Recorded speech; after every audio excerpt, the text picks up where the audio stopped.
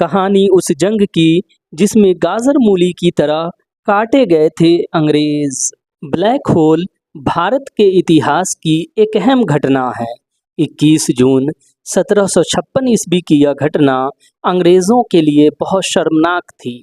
यह वो दिन था जब अंग्रेज़ों पर नवाब का कहर टूट पड़ा था। इस कहर से अंग्रेज़ कांप उठे थे।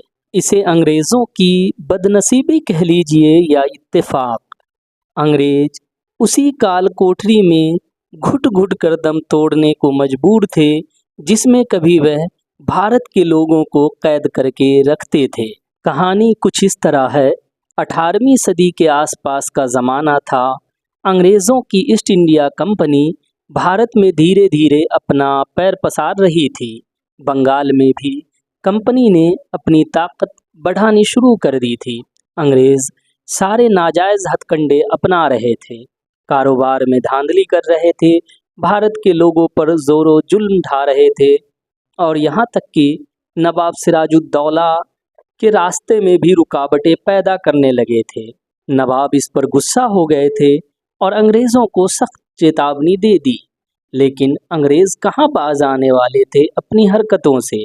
मजबूरन नवाब सिराजुद्दौला को अंग्रेजों पर हमले का फैसला लेना पड़ा। 16 जून 1756 ईस्वी को नवाब सिराजुद्दौला 30,000 सिपाहियों, 20,000 घुड़सवारों और 400 तरबियत याफ्ता हाथियों के साथ कलकत्ता पहुँचे। उनकी फौज ने फोर्ट विलियम किले को घेर लिया और 4 दिनों तक घमासान जंग हुई। अंग्रेजों के पास नवाब की विशाल सेना का कोई मुकाबला नहीं था। किले पर कब्जा करने की जद्दोजहद 4 दिनों तक चली। नवाब सिराजुद्दौला की सेना अंग्रेज़ों पर भारी पड़ रही थी। अंग्रेज़ों का कोई भी हथकंडा उनको पछाड़ने में कामयाब नहीं था। अंग्रेज़ों के पास किले में सिर्फ 2 ही मोर्टार थे।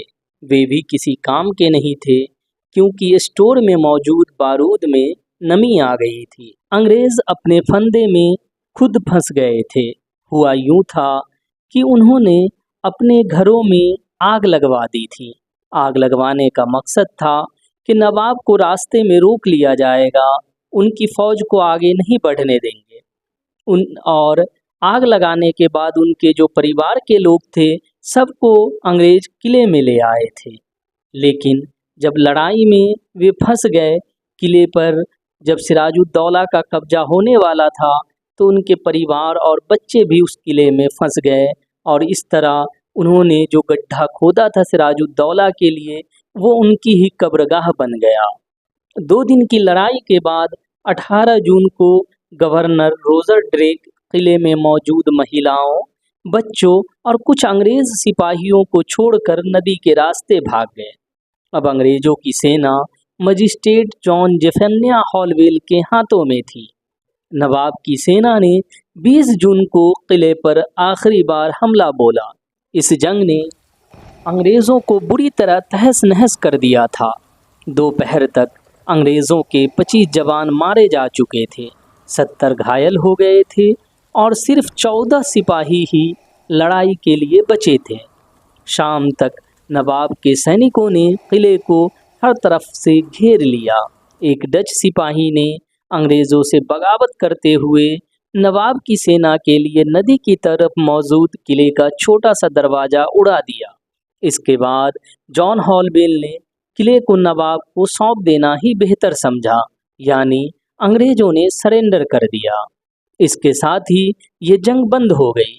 नवाब की सेना ने आखिरकार किले पर अपना परचम लहराया। किले में कैद करके रखे गए भारतीय, पुर्तगाली, आर्मेनियाई और 15 दीगर यूरोपीय लोगों को आज़ाद कर दिया गया। वहीं 146 अंग्रेज सैनिकों, 2 महिलाओं, कई घायल सैनिकों और जॉन हॉलवेल को बंधक बना लिया गया और ब्लैक होल में उन्हें कैद कर दिया गया। आइए जानते हैं कि यह ब्लैक होल क्या था। आपको बता दें कि फोर्ट विलियम के अंदर अंग्रेज़ों ने 18 बाई 14 फीट की एक काल कोठरी बना रखी थी। उस कोठरी को ब्लैक होल नाम दिया गया था क्योंकि वहां तक हवा नहीं पहुंच पाती थी और कैदी घुट घुट कर दम तोड़ देते थे। उस काल कोठरी में अंग्रेज भारत के लोगों को कैद करके रखते थे। लेकिन नवाब और उनकी सेना की बहादुरी की वजह से एक ऐसा भी दिन आया जब अंग्रेज खुद वहां कैद थे और घुट घुट कर दम तोड़ रहे थे। जॉन हॉलवेल उन चंद लोगों में से थे जो बच गए और ब्रिटेन में जाकर एक किताब के जरिए इस लड़ाई, काल कोठरी और सैनिकों के मारे जाने की डरावनी घटना बयान की। इस जंग में मिली शिकस्त के बाद भी अंग्रेजों ने हार नहीं मानी। फिर फोर्ट विलियम पर कब्जा जमाने के लिए अंग्रेज वापस आए। ईस्ट इंडिया कंपनी ने रॉबर्ट क्लाइव को पूरे लाव लश्कर के साथ भारत भेजा।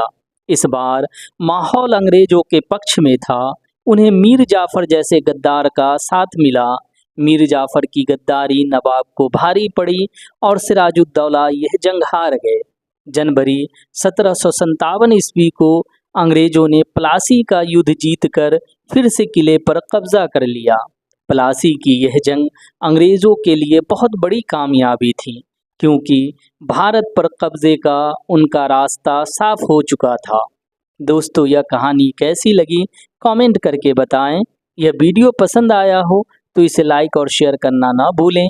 अगर आप हमारे चैनल पर नए हैं तो इसे सब्सक्राइब ज़रूर कर लें और बेल के आइकन को भी दबा दें ताकि हमारा कोई नया वीडियो आए तो आपको पता चल जाए। फिर मिलते हैं नए वीडियो के साथ, तब तक के लिए खुदा हाफिज़।